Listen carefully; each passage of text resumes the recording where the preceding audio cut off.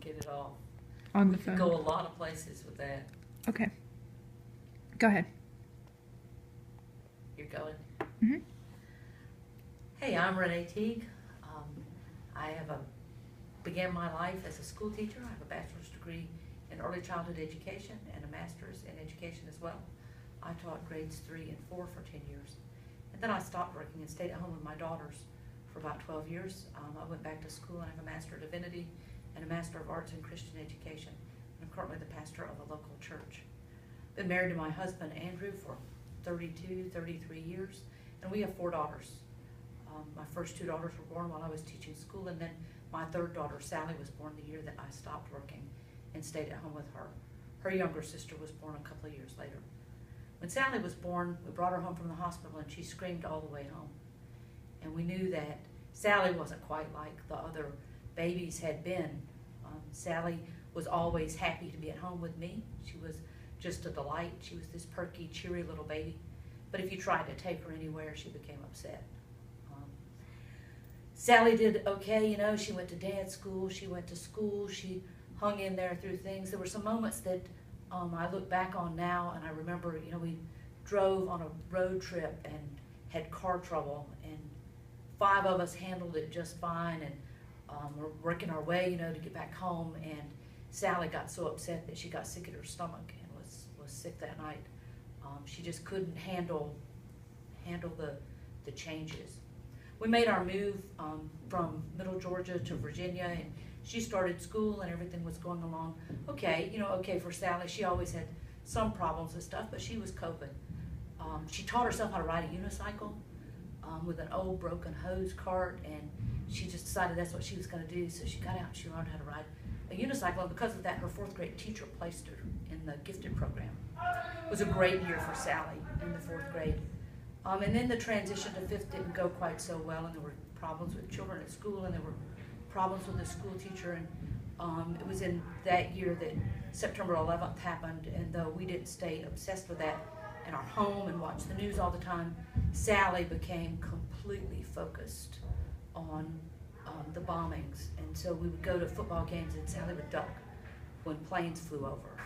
She had a difficult time at school. She had a difficult time with that. It felt in the middle part of Virginia, it really felt like everything happened at once, and we had snipers and anthrax, and Sally wouldn't eat from a concession stand, and she knew that all of these bad things were happening around her. And the same year, she had a really bad experience at school, and she started threatening to kill herself and was just really having a difficult time. And so I took her to a counselor, and the counselor met with her a few times and then told me that she was just doing that for attention, that she'd be okay to buy her a guinea pig.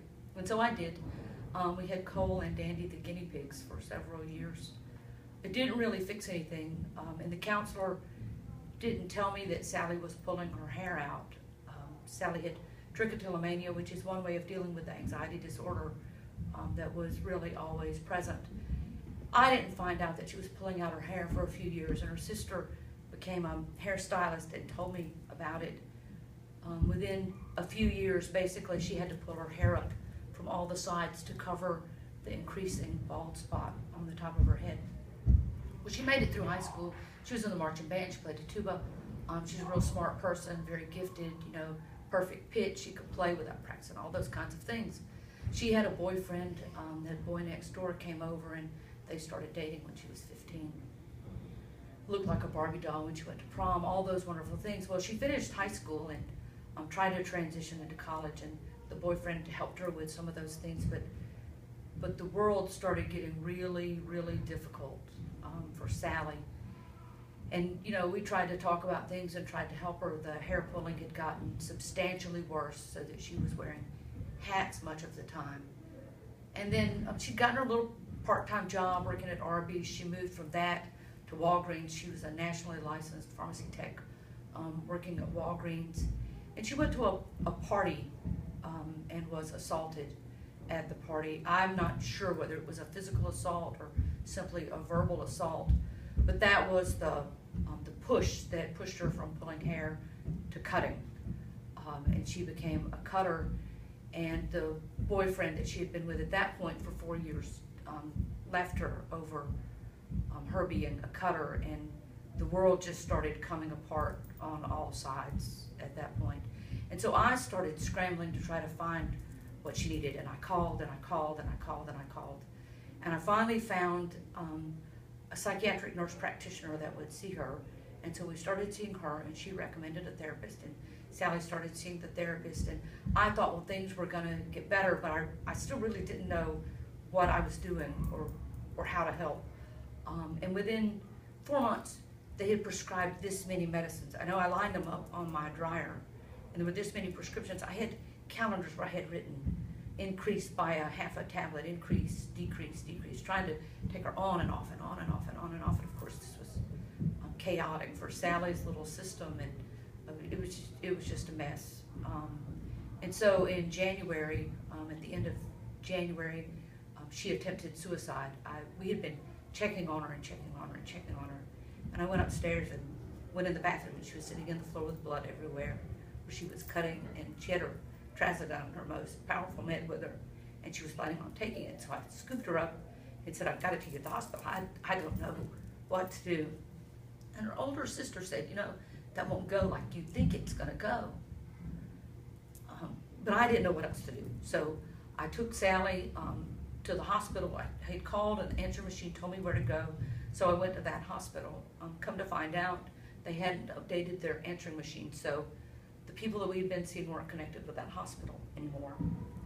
I took her in, they took her back, they started asking her all the questions, I guess. I don't know, I sat and waited. Her daddy got there from work, and we waited and waited, and they finally said we could come back and see her before she went to the hospital. And she was laying on the bed in a fetal position, holding onto her cell phone. And they had told her that she had to share a room with somebody, which Sally had slept in bathtubs in hotels to avoid having to sleep in the room with anybody else. So we pretty much knew that was going to be difficult for Sally, and that she had to give up her cell phone. And Sally was very, very upset about that. And the psychiatrist that had been talking to her looked at her and said, what did you think? You were coming to a resort? And the sheriff was there with handcuffs. They were going to handcuff my child that was in a fetal position. Well, before it came to what it was about to come to, one of the security guards came in and kind of talked everybody off of the ledge and calmed Sally down and calmed the situation down and said, you're going to need to go voluntarily. That man was so faithful. He visited Sally the whole time that she was in the psych ward. Well, they gave me a list of things I could bring, so the next morning I get to the psych ward to visit her. And the nurse says, can I speak to you, Miss Teague? I said, okay. So she slips off into the corner of the hallway, and she starts whispering, and she says, you need to get her out of here. She doesn't belong here. You've got to get your daughter out of here. This is who you call, this is what you say. This is what you tell her to say. So I did what she said, and told Sally what to say and how to go about things, and it took us 2.5 days. But we got Sally out of there. And then we went back to the person who had helped precipitate this with all of the meds and things, and we saw her, and she told me that she never wanted to hear what I had to say anymore. And that was the last time that Sally and I went to visit that doctor. And so I started calling because, you know, at this point I have a daughter that I know is still suicidal, and we have a therapist, but we don't have a psychiatrist, so there's no road to get more meds. And I called, and I called, and I'm not talking, you know, I'm a tenacious soul. And I would call until I cried, and then I'd start calling again. And after 2 weeks of calling, I gave up. And I called Angie Williams, and this is the first time when I started developing any kind of support system around myself. I called Angie, and she said, I know how to get you a doctor. And so she told Greg Peters, actually the CEO here at UMFS, and he called his friends, and he called me, and he said, this is who you can see. And so I called another psychiatrist, and I got an appointment. They were willing to see her. No one else had appointments in the right time. Really, no one wanted to treat someone who had just had a suicide attempt. So I called and got an appointment, and I got her started seeing him, and it was better for a while.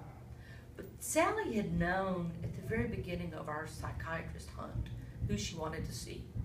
And I had called that doctor, and it had been declined. He just didn't have room for patients.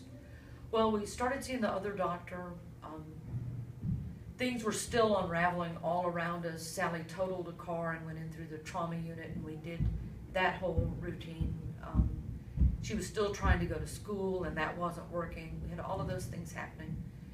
And then the other doctor that she wanted to see called and said he could see her. So it was like this bright ray of hope. You know, we got her connected with what was the right psychiatrist. But it didn't all fix very instantly for us. On Halloween of that year, she had been to a party and she got back home, and at about midnight, one of her good friends came over to visit, and he waited until she was sleepy, and then he raped her and just kind of wrecked much of the progress that had happened. She ceased being suicidal somewhere in the midst of all of these things, so we were still dealing with just really bad cutting and lots of other behaviors. She was still struggling to go to work and kind of struggling to go to school, and our psychiatrist said, "You've got to quit working." So she stopped working, and then, you know, the struggle became paying all the bills. She tried to go to school through the next term, and she only made it a few days into the term. Things just really, in a lot of ways, seemed like they just kept unraveling.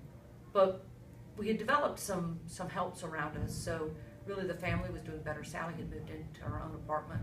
Lots of those things had gotten better. And then she was assaulted again at her birthday party. And believe it or not, you know, she has become more resilient. She's started to use her therapy really to some great benefit. Some of the meds had caused her to gain a lot of weight. And so now our real problem has been that she lost the 60 pounds she needed to, and she's continued to lose weight. So she doesn't pull her hair anymore, and she doesn't cut. Now she doesn't eat. But fortunately, that looks like it's turning around a little bit.